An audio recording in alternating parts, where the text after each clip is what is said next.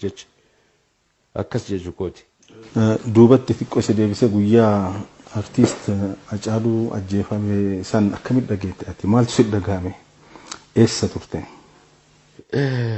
Manaan ture barii toora sa'aatii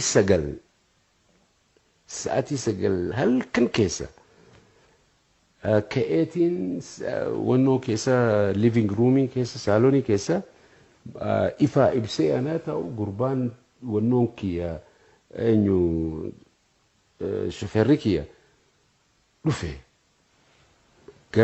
mana gara duubaatiin wannoo qaba qulfii qaba achii banee dhufe aboo maal taate hin rafne jennaan booyaa jira innaa maal taate jennaan bara Hacaaluu ajjeesanii I couldn't believe it wannuma tokkotu wannoo na godhe guyyaa guutuu sa'aatii sagal kannatti hime haga galgala kaanii hirribaan rafuu dadhabe akkam dubbachuun dadhabe jechuu kooti amsoo takka akkas ta'eetiin hin beeku jireenya kiyya keessatti jechuun silent maal shock diidhaan ta'e hedduun rifadhe nannahee ammaas abjuu natti fakkaate dhugaa natti hin fakkaanne wanni kun abjuudha tahaa je'eetiin almost bultii 3-4 keessatti akka gaariitti naagaluu jalqabe malee san dura abjuu natti fakkaate.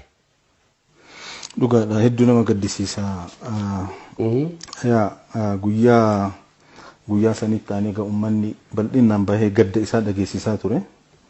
Kanuma keessa jeequmsa adda addaa uumamee ture. Mee akkamitti ilaalte ati namni egereefis argitee namootiin akka Hacaaluu uummata biratti jaalatamaa kabajamaa ta'an argitee rakkin akkana gahuu ni mala. Amma duras artistoota hedduu bifa kanaan dhabne akka eebbisa addunyaa fa'aa namooti adda addaa maqaa dhahuu ni danda'ama. Artistoonni kun haa ta'anii namootiin argitee mirga namaatiif falmatan kuni jalqabaniitu wareegamni akkanaa akka isaanirra gahu beekaniitu argitee waan kana keessa seenanii akkamitti hubattamee waan guyyaa itti aanu biyya keessatti taasifamee waan seeraatii fi waan ilaalchisu argitee uummata warra seeraatiif dhiifne waliigal argitee haalli uumame uummanni miira keessa seenee san bira dabre argitee rakkin adda addaa geessaa ture kan akkamitti argitee uummatis sila akkam ta'uu qaba jette akka ati nama artistii legend beekamaa ta'e tokkotti. Well ilaalchi namaa garaagarummaa qaba akkuma fuula keenyaa kanatti garaagarummaa qabnutti ani rakkoolee jedhanii kan himan rakkoo hin jedhuuni maaliif kuni waanuma humnaan dhufee kiisii keessa galee boorsaa si keessa kiisii keessarraa yoo fudhattu react yoo hin goone ati rakkoo qabda jechaadha. Uummanni waa balleessa jedhaniis balleessaadhaa miti dhugumatti wanni godhan mirga isaanii wanna godhuudha. Garuu gama seeraatiin yoggaa dhuftee ilaaltu nama hundumaa Oromoo hundaa miti kan akkas godhe. Nama xinnaa tokko fraction nama xinnaa tokko. Ammoo akka haqaatitti artistii guddaa akka isaa akka eebbisaa addunyaa fi kanneen fi jira nuun deemu liidaroota keenya yoggaa qabanii wannoo godhan react godhuu dhabuun du'a jechaadha.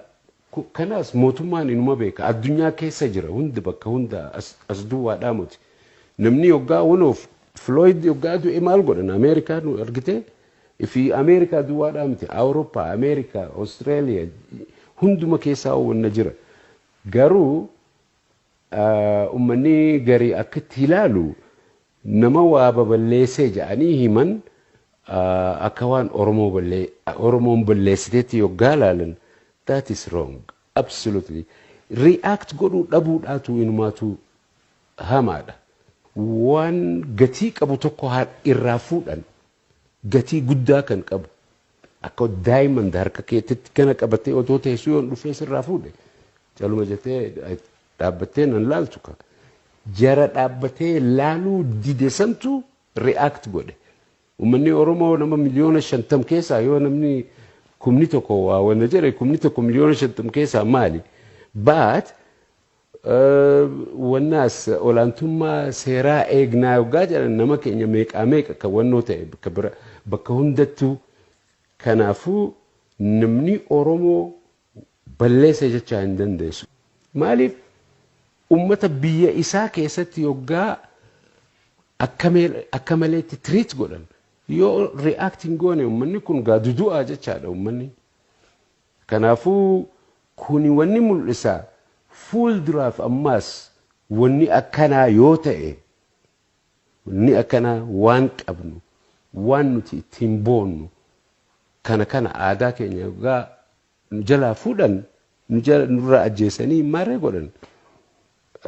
Mootummaanis seerrinis olaantummaa yoo barbaachise dura nama agartee wanna badii akkanaa hojjete lubbuu namaa baase qabanii fidanii seeratti dhiyeessanii ummataas beeksisanii akkasitti ummanni waan fedhetti murteessa. Manni murtii ummata. Mana murtii jedhanii waan assign godhanii achirra wannoo godhan duwwaa otoo hin taane ummanni mataan isaa mana murtiiti. Innaa ummanni haa dhaga'amu.